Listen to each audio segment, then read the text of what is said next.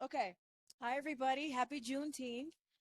So while we normally don't do gaggles on a federal holiday, this is an exception, and we wanted to make sure that you all had opportunity to ask a few questions as we head to California for an important trip, as you all know. So we're headed to Palo Alto, California. While there, President Biden will visit a salt marsh at the Lucy Evans Baylands Nature Preserve and announce more than $600 million in funding for climate adaptation projects across the country.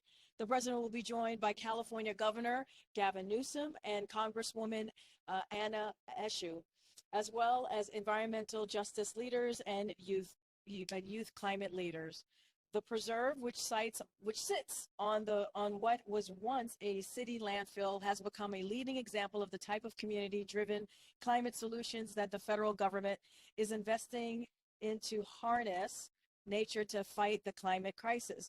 Funding the president will announce today as part of his Investing in America agenda will protect our coastal and Great Lake communities and the nation's power grid from worsening climate change impacts like sea level rise, flooding, wildfires, and extreme heat. The president will also discuss his historic actions to combat the climate crisis, create good paying, clean energy jobs, and protect our environment for future generation. One thing I wanted to say about the Juneteenth, on this day, Juneteenth Day of observance, the president and first lady continue to think of those killed and injured in the shooting over the weekend at the Illinois Juneteenth celebration. We have reached out to offer assistance to state and local leaders in the wake of this tragedy.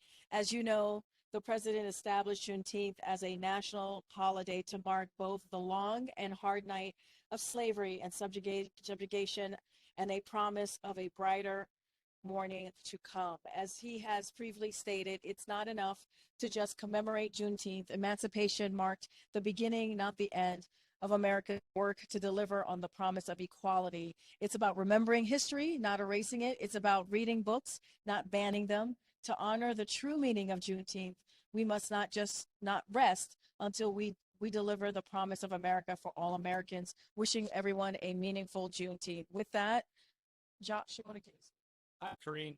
Um, After Secretary of State Blinken met with Chinese President Xi, Xi had indicated in his statement that there were areas of agreement between the U.S. and China.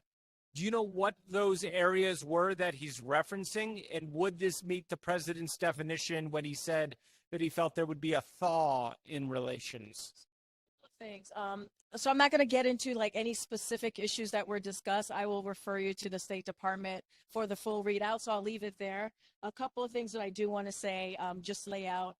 As you all have been kind of reporting on this as well, the State Secretary Blinken had a candid, substantive, and constructive conversation with President Xi and Xi Jinping and Director Wang Yi and the State Council. So Secretary Blinken's overarching message was to emphasize the importance of maintaining open channels of communications across the full range of issues to reduce the risk of miscalculation. He made clear that while we will compete vigorously, the United States will responsibly manage that competition so that the relationship does not veer into conflict. The Secretary stressed that the United States would continue to use diplomacy to raise areas of concern as well as areas of potential cooperation where our interests align. So the president, as you can imagine, has been closely monitoring, watching this. I was with him when he first got on Marine One to continue to get a sense of how the trip was covered. He's been updated regularly by his National Security Council team. And once, as you know, Secretary Blinken is on his way back to the U.S. And once the secretary lands, the president will get a full briefing from the secretary. So I'll leave it there. Karine, do you have a sense of, just more broadly on this whole idea of military to military communications, what it is that is the obstacle there? Is it just the idea of sanctions on that defense official in China, or what's in the way here? So I know the secretary spoke to this in his press briefing, so I would refer you to his comments. He kind of laid that out since he did have a direct, and as I just stated, constructive conversation with the president and and also the other leaders in the country. So I'll just leave it there. But look, we've been very clear. Diplomacy this president, this administration has been very clear how diplomacy is part of really dealing with what's important to the American interest, and also finding a way to work together. And so that's what you saw Secretary Blinken do today. That's what you've seen this administration do throughout these last 2 years. I'm not going to get into any specifics on any other issues. I'll just point you to the readout. Is there any updates on when the president could actually meet with President Xi or have a call anytime soon? So I don't have anything to read out at this time. So the president's looking to do that sometimes down the road. I just don't have anything specific or any timeline to zero in on for you all today. Clarifying question. So are you saying that President Biden has not yet spoken with Secretary Blinken after his meetings? Say is he's been kept abreast by the National Security Council, regular communication with them. Once the secretary lands, gets back to the U.S., he'll have a full briefing from him. And then a second question. Is it the White House and the administration's view that relations between U.S. and China are better now after Blinken's meetings than they were before? I think that what I just stated, the meeting was constructive, which is important, right? It's important for Americans' interests. It's important for the American people. The president has said that diplomacy is the most important way to move forward as we talk about our relationships with heads of state. And I mentioned this last time. China will continue to be around and a major player on the world. So because we believe we have put a strong footing as the president moves forward with his economic plan to be competitive. And what we want is competition, not conflict. We've been very clear about that. But again, I think it is a good step forward. We believe it's a good step forward for Secretary to have a constructive conversation with President Xi. And that's what you saw. And that's what you've certainly heard from the Secretary during his press conference today. Do you believe that China's committed to the status quo with Taiwan? I can't speak to China. I can only speak to where we are. I think the Secretary underscored the importance of maintaining peace and stability across the Taiwan Strait, and reiterated there has been no change to the longstanding U.S. One China policy. I could speak for us, for the U.S. I'm not going to speak on behalf of China. Today, how often does the president speak with Governor Newsom? How would you kind of describe the nature of their relationship? Well, as you know, the president has been to California multiple times in the past 2 years, and I think you've all seen them interact and engage personally, and they have a very good working relationship. This is a governor that has supported the president's agenda, his economic policies. He's going to go, as I just stated at the top, as you all know already, he's going to California to talk about the work that this president has done to fight climate change. One of the most aggressive the most aggressive policies that he's put forward to deal with a real issue. And so that's what he's going to go and do. The governor is going to greet him when we land in California and be with him for today's event. And I think that's what you're going to see. That's what you're going to see from this president, and that's what you're going to see from their relationship, good working relationship. One thing on climate, what is the president doing to engage climate advocates who were frequently disappointed by his decision to allow permitting to continue for the Mountain Valley Pipeline? Is he addressing their concerns? Is he meeting with them at all? I mean, look, I think a couple of things there. I think if you look at what the president has done the last 2 years, it is more than any other president has done ever, right? And so and we've said this before, he's driving the most ambitious climate agenda in American history. He just preserved, if you think about the budget negotiation, what the president was able to do, preserving the Inflation Reduction Act, which is the president's historic piece of legislation to fight. One of the things that it's going to do is fight climate change. And Republicans were trying to repeal that. This is a president during those negotiations made sure we held on to that. So what we're going to see is how we're going to create clean energy jobs. Billions of jobs is going to be incredibly important for Americans, incredibly important as we continue to fight climate change. And the president's never going to back away from that. He's always going to find ways to continue his effort on fighting a real crisis that we're seeing currently, not just in this country, but any more details about what the president is going to be doing tomorrow and Wednesday during this 3-day trip? Is he going to be meeting with any tech leaders or engaging on AI while he's in Silicon Valley?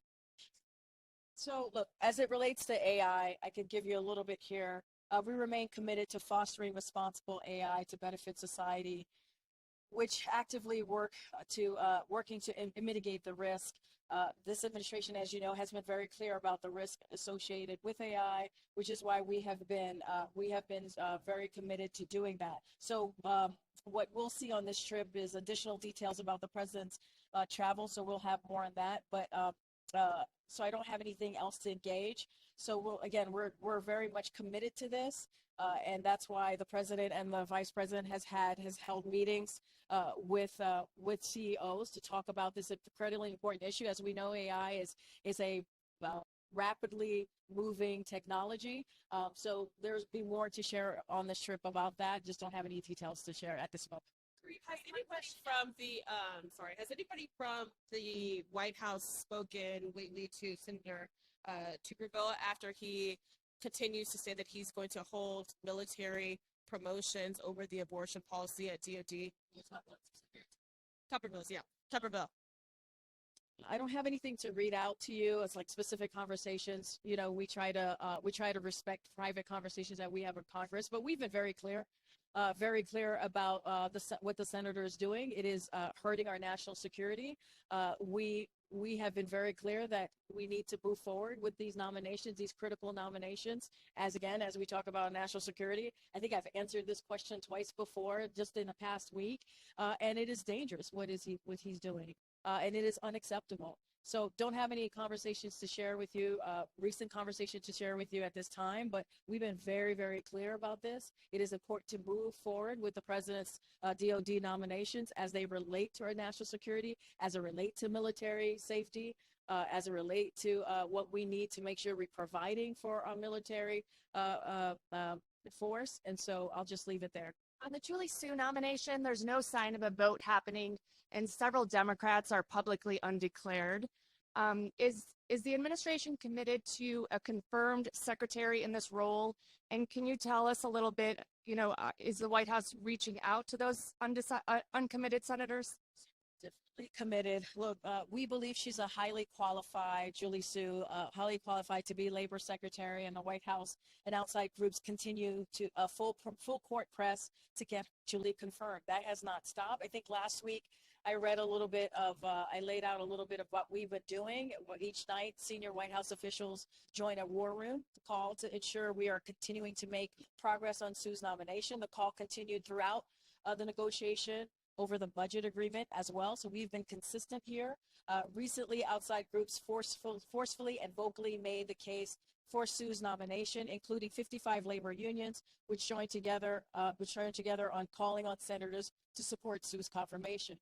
And just to give you a couple of examples of what we've done, I think I've talked about this already. The Chief of Staff, Jeff Zients, and Director of Legislative Affairs, Louisa Terrell, have been speaking regularly with Leader Schumer on the Su nomination, as well as other key senators multiple times a week. Terrell specifically has been engaging closely with Senator Duckworth and House members, including Rep. Schuh, to ensure widespread support. So we are committed to her. As you know, she got the full support of Democrats when she went for the deputy role, Secretary of Labor role, and so she has garnered support from business, labor, several organizations across the spectrum. So we are fully committed to get her over the finish line. Is part of your plan now reaching out to Senator Murkowski also to see if she could break party lines and help you out to get her confirmed? In regular touch with senators. I don't have, I'm not going to lay out every engagement that we've had, but certainly we've been in touch we think this is an important priority, as we have just laid out a war room that we've put together that's been going on for some time now.